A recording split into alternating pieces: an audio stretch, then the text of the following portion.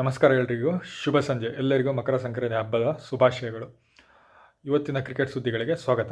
ಮೊದಲನೇದಾಗಿ ICC new ranking ಬಿಡುಗಡೆ ಆಗಿದೆ. ಒನ್ ಡೇಯಲ್ಲಿ ಕೊಹ್ಲಿ ಅವರು 4 ವರ್ಷದ ನಂತರ ಫಸ್ಟ್ ರ್ಯಾಂಕಿಂಗಿಗೆ ಮರಳಿದ್ದಾರೆ. ಅವರಿಗೆ 785 ಪಾಯಿಂಟ್ಸಲ್ಲಿ ಫಸ್ಟ್ ರ್ಯಾಂಕಲ್ಲಿದ್ದಾರೆ. ಇನ್ನು ನ್ಯೂಜಿಲೆಂಡ್ನ ಡೇರಿ ಮಿಚೆಲ್ ಅವರು ಸೆಕೆಂಡ್ ಪ್ಲೇಸಲ್ಲಿದ್ದಾರೆ. ಅವರು ಒಳ್ಳೆ ಫಾರ್ಮಲ್ಲಿದ್ದಾರೆ. ಇಂಡಿಯಾ ವಿರುದ್ಧ ಫಸ್ಟ್ ಮ್ಯಾಚಲ್ಲೂ ಒಳ್ಳೆ ಆಡಿದ್ರು. ಈಗ ಸೆಕೆಂಡ್ ಮ್ಯಾಚಲ್ಲೂ ಒಳ್ಳೆ ಆಡ್ತಾ ಇದ್ದಾರೆ, 50 ಹೊಡೆದಿದ್ದಾರೆ. ರೋಹಿತ್ ಶರ್ಮಾ ಅವರು ಫಸ್ಟ್ ಪ್ಲೇಸಿಂದ 3ನೇ ಪ್ಲೇಸಿಗೆ ಹೋದರು ಅಂತ ಹೇಳ್ಬೋದು. ಅದು ಆಸ್ಟ್ರೇಲಿಯಾ ಸೌತ್ ಆಫ್ರಿಕಾ ಸೀರೀಸ್ ಆದಮೇಲೆ ಅಷ್ಟೊಂದು ಪರ್ಫಾರ್ಮೆನ್ಸ್ ಬರ್ತಾ ಇಲ್ಲ ಅಂತ ಹೇಳ್ಬೋದು. ಇನ್ನು ಟಾಪ್ 11ನಲ್ಲಿ ಇಂಡಿಯನ್ 5 ಪ್ಲೇಯರ್ಸ್ ಇದ್ದಾರೆ. ಅದರಲ್ಲಿ 5ನೇ ಪ್ಲೇಸಲ್ಲಿ ಶುಭ್ಮನ್ ಗಿಲ್ ಇದ್ದಾರೆ. ಹಾಗೆ 10ನೇ ಪ್ಲೇಸಲ್ಲಿ ಶ್ರೇಯಸ್ ಅಯ್ಯರ್ ಇದ್ದಾರೆ. ಹಾಗೆ 11ನೇ ಪ್ಲೇಸಲ್ಲಿ KL ರಾಹುಲ್ ಕೂಡ ಇದ್ದಾರೆ ಅಂತ ಹೇಳ್ಬೋದು. ಇನ್ನು ಟಾಪ್ 100ರಲ್ಲಿ ಅಕ್ಷರ್ ಪಟೇಲ್ ಕೂಡ ಇದ್ದಾರೆ 100ನೇ ಪ್ಲೇಸಲ್ಲಿ ಅಂತ ಹೇಳ್ಬೋದು. ಇನ್ನು ಎರಡನೇದಾಗಿ ನಿನ್ನೆ WPಯಲ್ಲಿ Mumbai Indians womens versus Gujarat giant ವುಮೆನ್ಸ್ನ ಮ್ಯಾಚ್ ನಡೀತು. ಗುಜರಾತ್ ಜೈಂಟ್ಸ್ ಅವರು 2-2 ಮ್ಯಾಚ್ಗೆ ಒಳ್ಳೆ ಫಾರ್ಮಲ್ಲಿದ್ದರು. ಆದರೆ ಮುಂಬೈ ಇಂಡಿಯನ್ಸ್ ಅವರು ನಿನ್ನೆ 7 ವಿಕೆಟಿಂದ ಒಂದು ಈಸಿಯಾಗಿ ಮ್ಯಾಚ್ ವಿನ್ ಆದರು ಅಂತ ಹೇಳ್ಬೋದು. ಇದು same doctor DY Patil stadium Navi ಮುಂಬೈಲಿ ನಡೀತು. ಮುಂಬೈ ಇಂಡಿಯನ್ಸ್ ಅವರು ಟಾಸ್ ವಿನ್ ಆಗಿ ಫೀಲ್ಡಿಂಗ್ ಕೂಡ ತಗೊಂಡ್ರು ಅಂತ ಹೇಳ್ಬೋದು. ಫಸ್ಟ್ ಬ್ಯಾಟಿಂಗ್ ಬಂದ ಗುಜರಾತ್ ಜೈಂಟ್ಸ್ ಅವರು 20 ಓವರ್ಗಳಲ್ಲಿ 5 ವಿಕೆಟ್ ಕಳ್ಕೊಂಡು 192 ರನ್ ಕಲೆ ಹಾಕಿದ್ರು. ಒಂದು ಒಳ್ಳೆಯ ಸ್ಕೋರ್ ಅಂತ ಹೇಳ್ಬೋದು. ಇನ್ನು ಬೆತ್ ಮೂನಿ 33, ಕನಿಕಾ ಆಹುಜಾ 35, ಹಾಗೆ ಕೊನೆಯದಾಗಿ ಜಾರ್ಜಿ ವೈರನ್ ನಾಟ್ಔಟ್ ಆಗದೆ 43, ಹಾಗೆ ಫುಲಾಮಿ ಅವರು 36 ರನ್ ಹೊಡೆದು ಒಂದು ಒಳ್ಳೆ ಮೊತ್ತ ಕಲೆ ಹಾಕಲು ಕಾಂಟ್ರಿಬ್ಯೂಷನ್ ಮಾಡಿದ್ರು ಅಂತ ಹೇಳ್ಬೋದು. ಬಾಲಿಂಗ್ನಲ್ಲಿ ಕೆಲವು ಬಾಲರು ತಲಾ 1 ವಿಕೆಟ್ ಪಡ್ಕೊಂಡ್ರು, 4 ಬಾಲರ್ ಅಂತ ಹೇಳ್ಬೋದು. ಅಂದರೆ ಚೇಸಿಂಗ್ ಬೆನ್ನತ್ತಿದ್ದ ಮುಂಬೈ ಇಂಡಿಯನ್ಸ್ ಅವರು 19.2 ಓವರ್ಗಳಲ್ಲಿ ಕೇವಲ 3 ವಿಕೆಟ್ ಕಳ್ಕೊಂಡು 193 ರನ್ನನ್ನು ಹೊಡೆದು ಈ ಪಂದ್ಯವನ್ನು 7 ವಿಕೆಟಿಂದ ಗೆಲ್ಲಿದ್ರು. ಹಾಗೆ ಹರ್ಮಿತ್ ಕೌರ್ ಅವರು ನಾಟ್ಔಟ್ ಆಗದೆ 43 ಬಾಲಿಗೆ 71 ಹೊಡೆದು ಪ್ಲೇಯರ್ ಆಫ್ ದಿ ಮ್ಯಾಚ್ ಕೂಡ ತಗೊಂಡ್ರು. ಹಾಗೆ ಹರ್ಮಿತ್ ಕೌರ್ ಅವರು 26 ಬಾಲಿಗೆ 46 ರನ್ ಹೊಡೆದು ಒಂದು ಒಳ್ಳೆ ಬ್ಯಾಟಿಂಗ್ ಪ್ರದರ್ಶನ ಕೊಟ್ಟರು. ಹಾಗೆ ನಿಕೋಲಾ ಕ್ಯಾರಿ ಅವರು 23 ಬಾಲಿಗೆ 38 ರನ್ ಹೊಡೆದು ಒಂದು ಒಳ್ಳೆ ಪರ್ಫಾರ್ಮೆನ್ಸ್ ಕೊಟ್ಟರು ಅಂತ ಹೇಳ್ಬೋದು. ಇನ್ನು BBLಲ್ಲಿ ಇವತ್ತು Hobart Hurricanes versus Brisbane Heat 35ನೇ ಮ್ಯಾಚ್ ನಡೀತು. ಇದು ಹೋಬರ್ಟಲ್ಲಿ ನಡೀತು. ಹಾಗೆ ಹೋಬರ್ಟ್ ಹರಿಕೇನ್ಸ್ ಅವರು ಟಾಸ್ ವಿನ್ ಆಗಿ ಫೀಲ್ಡಿಂಗ್ ಕೂಡ ಮಾಡಿದ್ರು, ಫೀಲ್ಡಿಂಗ್ ಆಪ್ಟ್ ಮಾಡಿಕೊಂಡ್ರು.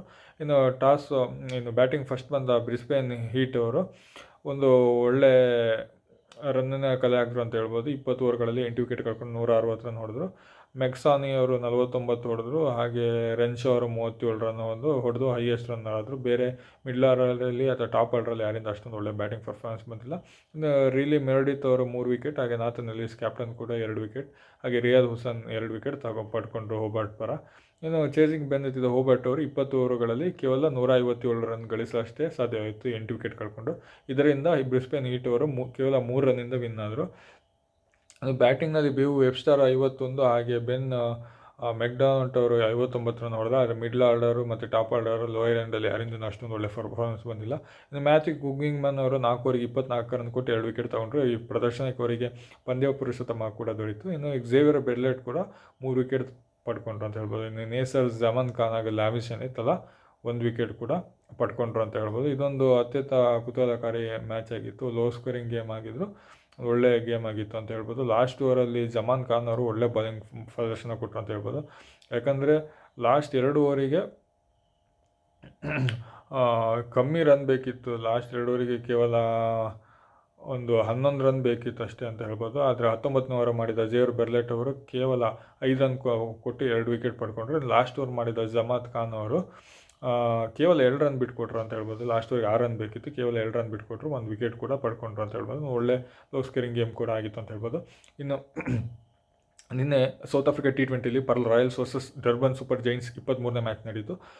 ಇದು ಬೋಲ್ಯಾಂಡ್ ಪಾರ್ಕ್ ಪರ್ಲಲ್ಲಿ ನಡೀತು. ಇನ್ನು ಪರ್ಲ್ ರಾಯಲ್ಸ್ ಅವರು ಟಾಸ್ ವಿನ್ ಆಗಿ ಫೀಲ್ಡಿಂಗ್ ಕೂಡ ಆಯ್ಕೆ ಮಾಡಿಕೊಂಡ್ರು ಅಂತ ಹೇಳ್ಬೋದು. ಇನ್ನು ಬ್ಯಾಟಿಂಗ್ ಫಸ್ಟ್ ಬಂದ ಡರ್ಬನ್ ಸೂಪರ್ ಜೈಂಟ್ಸ್ ಅವರು 20 ಓವರ್ಗಳಲ್ಲಿ 5 ವಿಕೆಟ್ ಕಳ್ಕೊಂಡು 186 ರನ್ ಒಂದೊಳ್ಳೆ ರನ್ನ ಕಲೆ ಹಾಕ್ತಾರೆ ಅಂತ ಹೇಳ್ಬೋದು. ಕ್ಯಾಪ್ಟನ್ ಆಡಮ್ ಮಾಕ್ರಮ್ ಅವರು 66 ರನ್ ಕಲೆ ಹಾಕಿದ್ರು. ಬೇರೆ ಯಾರಿಂದ ಅಷ್ಟೊಂದು ಸ್ಫೋಟಕ ಬ್ಯಾಟಿಂಗ್ ಬಂದಿಲ್ಲ. ಕೊನೆಯಲ್ಲಿ ಲೆವಿಸ್ಟನ್ ಅವರು 10 ಬಾಲಿಗೆ 37 ರನ್ ಹೊಡೆದು ಒಳ್ಳೆ ಬ್ಯಾಟಿಂಗ್ ಪ್ರದರ್ಶನ ಕೊಟ್ಟರು. ಇನ್ನು ಪರ್ಲ್ ಕಡೆ ಮೊಕೇನಾ ಅವರು 2 ವಿಕೆಟ್, ಹಾಗೆ ಮುಜಿಬರ್ ಯುವರನ್ ಅವರು 2 ವಿಕೆಟ್ ಪಡ್ಕೊಂಡ್ರು. ಇನ್ನು ಚೇಸಿಂಗ್ ಬೆನ್ನತ್ತಿದ್ದ ಪರ್ಲ್ ರಾಯಲ್ಸ್ ಅವರು 20 ಓವರ್ಗಳಲ್ಲಿ 4 ವಿಕೆಟ್ ಕಳ್ಕೊಂಡು 191 ರನ್ ಹೊಡಿತು ಅಂತ ಹೇಳ್ಬೋದು. ಇದು ಒಂದು ಲಾಸ್ಟ್ ಬಾಲ್ ಥ್ರಿಲ್ಲರ್ ಮ್ಯಾಚ್ ಆಗಿತ್ತು. ಇನ್ನು ಬ್ಯಾಟಿಂಗ್ನಲ್ಲಿ ಡ್ಯಾನ್ ಲ್ಯಾರೆನ್ಸ್ ಅವರು 63, ರುಬೇನ್ ಹುರ್ಮ್ಯಾನ್ ಅವರು ನಾಟ್ಔಟ್ ಆಗದೆ 45 ಬಾಲಿಗೆ 65 ರನ್ ಹೊಡೆದು ಇದಕ್ಕೆ ಈ ಪ್ರದರ್ಶನಕ್ಕೆ ಅವರಿಗೆ ಪ್ಲೇಯರ್ ಆಫ್ ದ ಮ್ಯಾಚ್ ಕೂಡ ಸಿಕ್ತು. ಇನ್ನು ಸಿಕಂದರ್ ರಾಜೇಶ್ ಅವರು ಒಳ್ಳೆ ಫಾರ್ಮಲ್ಲಿದ್ದಾರೆ, 13 ಬಾಲಿಗೆ 27 ರನ್ ಹೊಡೆದು ಅಂತ ಹೇಳ್ಬೋದು. ಬಾಲಿಂಗ್ನಲ್ಲಿ ಏತನ್ ಬೋಶ್ ಅವರು 2 ವಿಕೆಟ್ ಪಡ್ಕೊಂಡ್ರು ಅಂತ ಹೇಳ್ಬೋದು. ಇನ್ನು ಕೊನೆಯ ಓವರ್ ನೋಡೋದಾದರೆ ಒಂದು ಒಳ್ಳೆ ಥ್ರಿಲ್ಲರ್ ಮ್ಯಾಚ್ ಆಗಿತ್ತು. ಕೇವಲ ಒಂದು 6 ರನ್ ಬೇಕಾಗಿತ್ತು ಫೈನಲ್ ಓವರಲ್ಲಿ, ಆದರೆ ಕೊನೆ ಬಾಲಿಗೆ ಹೋಯಿತು ಅಂತ ಹೇಳ್ಬೋದು. ಕೊನೆ ಬಾಲಲ್ಲಿ ರಾಜ ಅವರು 6 ಹೊಡೆದು ಈ ಮ್ಯಾಚನ್ನು ಅವ್ನು ಗೆಲ್ಲಿಸಿದ್ರು ಅಂತಲೂ ಒಂದು ಹೇಳ್ಬೋದು. ಸಿಕಂದರ್ ರಾಜ್ ಅವರು 6 ಹೊಡೆದು ಒಂದು ಮ್ಯಾಚನ್ನು ಗೆಲ್ಲಿಸ್ತು ಅಂತಲೇ ಹೇಳ್ಬೋದು. ಒಂದು ಒಳ್ಳೆ ಮ್ಯಾಚ್ ಆಗಿತ್ತು. ಇನ್ನು ನಿನ್ನೆ ನ್ಯೂಜಿಲೆಂಡ್ ನಡೀತಿರೋ ಸೂಪರ್ ಸ್ಮ್ಯಾಶಲ್ಲಿ Central District versus Northern Knights 18ನೇ ಮ್ಯಾಚ್ ಇತ್ತು. ನಾರ್ತನ್ ಕ್ರೈಟ್ಸ್ ಅವರು ಟಾಸ್ ವಿನ್ ಆಗಿ ಬಾಲಿಂಗ್ ತೊಗೊಂಡ್ರು. ಇದು ನೇಪಿಯರ್ ಗ್ರೌಂಡಲ್ಲಿ ನಡೀತಾ ಇತ್ತು. ಇನ್ನು ಬ್ಯಾಟಿಂಗ್ ಫಸ್ಟ್ ಬಂದ ಸೆಂಟ್ರಲ್ ಡಿಸ್ಟ್ರಿಕ್ಟ್ ಅವರು 20 ಓವರ್ಗಳಲ್ಲಿ 146 ರನ್ ಹೊಡೆದ್ರು, 5 ವಿಕೆಟ್ ಕಳ್ಕೊಂಡು ಅಂತ ಹೇಳ್ಬೋದು. ಇನ್ನು ಕ್ರಿಸ್ ಹೆಪ್ತಿ ಅವರ 45 ರನ್ ಹೊಡೆದು, ಸ್ಯಾಮ್ ಕೆಸಡಿ ಅವರ 49 ಹೊಡೆದ್ರು. ಬಾಲಿಂಗ್ನಲ್ಲಿ ಫಿಶರ್ 3 ಹಾಗೆ ಕೂಲಿಂಗ್ನನ್ ಅವರು 2 ವಿಕೆಟ್ ತೊಗೊಂಡ್ರು. ಇನ್ನು ಈ ಮಧ್ಯದಲ್ಲಿ ಮಳೆ ಬಂದ ಕಾರಣ 15 ಓವರಿಗೆ 120 ರನ್ನು ಟಾರ್ಗೆಟ್ ಕೊಟ್ಟರು. ಇದನ್ನು ನಾರ್ತ್ ನೈಟ್ಸ್ ಅವರು 13.5 ಓವರ್ಗಳಲ್ಲಿ ಕೇವಲ 4 ವಿಕೆಟ್ ಕಳ್ಕೊಂಡು 120 ರನ್ ಗಳಿಸಿ ನಾರ್ತ್ ನೈಟ್ಸ್ ಅವರು ಈ ಮ್ಯಾಚನ್ನು 6 ವಿಕೆಟಿಂದ ಗೆದ್ದರು. ಇನ್ನು ಕಾಂಟೆಡ್ ಲಾರ್ಕ್ ಅವರು 37 ಬಾಲಿಗೆ 60 ಹೊಡೆದ್ರು, ನಾಟ್ಔಟ್ ಆಗಿ ಈ ಪ್ರದರ್ಶನಕ್ಕೆ ಮ್ಯಾಚ್ ದ ಮ್ಯಾಚ್ ಕೂಡ ದೊರೀತು ಅಂತ ಹೇಳ್ಬೋದು. ಬಾಲಿಂಗ್ನಲ್ಲಿ ಜೋ ಫೀಲ್ಡ್ ಅವರು 2 ವಿಕೆಟ್ ಪಡ್ಕೊಂಡ್ರು ಅಂತ ಹೇಳ್ಬೋದು. ಇನ್ನು ಇವತ್ತು ಅಕ್ಲ್ಯಾಂಡ್ ವರ್ಸಸ್ ಕ್ಯಾಂಟ್ಬೆರಿ 19ನೇ ಮ್ಯಾಚು ಸೂಪರ್ ಸ್ಮ್ಯಾಶಲ್ಲಿ ನಡೀತು. ಈ ಮ್ಯಾಚು ಅಕ್ಲ್ಯಾಂಡಲ್ಲಿತ್ತು. ಹಾಗೆ ಕ್ಯಾಂಟ್ಬೆರಿ ಟಾಸ್ ವಿನ್ ಆಗಿ ಬ್ಯಾಟಿಂಗಿಗೆ ಕೂಡ ಆಯ್ಕೆ ಮಾಡಿಕೊಂಡ್ರು ಅಂತ ಹೇಳ್ಬೋದು. ಇನ್ನು ಬ್ಯಾಟಿಂಗ್ ಫಸ್ಟ್ ಬಂದ ಕ್ಯಾಂಟ್ಬೆರಿ ಕೇವಲ 20 ಓವರ್ಗಳಲ್ಲಿ 132 ರನ್ ಅಷ್ಟೇ ಗಳಿಸಲು ಶಕ್ತ ಆದರು ಅಂತ ಹೇಳ್ಬೋದು. ಯಾರಿಂದನೂ ಅಷ್ಟೊಂದು ಬ್ಯಾಟಿಂಗ್ ಪ್ರದರ್ಶನ ಬಂದಿಲ್ಲ. ಲಿಯೋ ಕಾರ್ಟರ್ ಅವರು 37 ಬಾಲಿಗೆ 30 ಹೊಡೆದ್ರು, ಇದೇ ಹೈಯೆಸ್ಟ್ ರನ್ ಆಗಿತ್ತು. ಇನ್ನು ದೀಕ್ಷಿತ್ ಹಾಗೆ ಜೋಹಾಲ್ ಮತ್ತು ರೋಹಿತ್ ಗುಲಾಟಿ ಅವರು ತಲಾ 2 ವಿಕೆಟ್ ಪಡ್ಕೊಂಡ್ರು.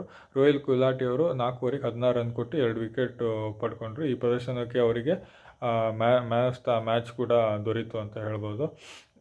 ಇನ್ನು ಚೇಸಿಂಗ್ ಬೆನ್ನತ್ತಿದ ಆಕ್ಲ್ಯಾಂಡ್ ಅವರು ಕೇವಲ 10.1 ಓವರ್ಗಳಲ್ಲಿ ಕೇವಲ 1 ವಿಕೆಟ್ ಕಳ್ಕೊಂಡು 136 ರನ್ ಹೊಡೆದ್ರು. ಫಿಲಿಪ್ಸ್ ಅವರು 55, ಸೋಲಿಯಾ ಕ್ಯಾಪ್ಟನ್ ಅವರು 29, ಮಾರ್ಟಿನ್ ಗಪ್ಟಿಲ್ ನಾಟ್ಔಟ್ ಆಗದೆ 39 ರನ್ ಹೊಡೆದು ಅಂತ ಹೇಳ್ಬೋದು.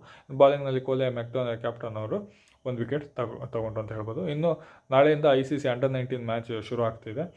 ಇದು ಜಿಂಬಾಬ್ವೆಲಿ ನಡೀತಾ ಇದೆ. ನಾಳೆ first match India under nineteen versus USA ಇದೆ. ಹಾಗೆ ಜಿಂಬಾಬ್ವೆ ಅಂಡರ್-19, ಸ್ಕಾಟ್ಲೆಂಡ್ ಅಂಡರ್-19 ಇದೆ. ಹಾಗೆ Tanzania versus West Indies under nineteen match ಇದೆ ಅಂತ ಹೇಳ್ಬೋದು. ಇದೊಂದು ಒಳ್ಳೆ ಯುವಕರಿಗೆ ಅವರಿಗೆ ಪ್ರತಿಭೆ ಹೊರಹಾಕಲು ಒಂದು ಒಳ್ಳೆ ಟೂರ್ನಮೆಂಟ್ ಅಂತ ಹೇಳ್ಬೋದು. ಇದು ವೈಭವ್ ಸೂರ್ಯವಂಶಿ, ಆಯುಷ್ ಮಾತ್ರೆ ಎಲ್ಲ ಆಡ್ತಾ ಇದ್ದಾರೆ. ಆಯುಷ್ ಮಾತ್ರೆ ಅವರು ಕ್ಯಾಪ್ಟನ್ ಕೂಡ ಆಗಿದ್ದಾರೆ ಅಂತ ಹೇಳ್ಬೋದು. ಒಂದು ಒಳ್ಳೆ ಪ್ರದರ್ಶನ ನಿರೀಕ್ಷಣೆ ಮಾಡ್ಬೋದು ಅಂತಲೂ ಹೇಳ್ಬೋದು. ಇನ್ನು ಕೊನೆಯದಾಗಿ ನಾಳೆ Karnataka versus Vidarbha first semifinal ನಡೀತಾ ಇದೆ. ಇದು ವಿಜಯ್ ಹಜಾರೆ ಟ್ರೋಫಿದು ಸೆಂಟರ್ ಆಫ್ ಎಕ್ಸಲೆನ್ಸ್ ಗ್ರೌಂಡ್ 1ನಲ್ಲಿ ನಡೀತಾ ಇದೆ ಬೆಂಗಳೂರಲ್ಲಿ. ಒಂದು ಒಳ್ಳೆ ಪೈಪೋಟಿ ಪ್ರದರ್ಶನ ಹೇಳ್ಬೋದು. ಹೋದ್ಸಲಿ ಇವರಿಬ್ಬರು ಫೈನಲಲ್ಲಿ ಮುಖಾಮುಖಿಯಾಗಿದ್ದರು, ಕರ್ನಾಟಕ ವಿನ್ ಆಗಿದ್ದರು ಕೂಡ. ಹಾಗೆ ವಿದರ್ಭ ಪರ ಹೋದ್ಸಲ ಕರುಣ್ ನಾಯರ್ ಆಡ್ತಿದ್ರು, ಈ ಸಲ ಅವರು ವಾಪಸ್ ತಮ್ಮ ತವರು ಟೀಮ್ ಕರ್ನಾಟಕಕ್ಕೆ ಬಂದಿದ್ದಾರೆ. ನೋಡೋಣ ಹೇಗೆ ಹೋಗುತ್ತೆ ಮ್ಯಾಚು ಅಂತ.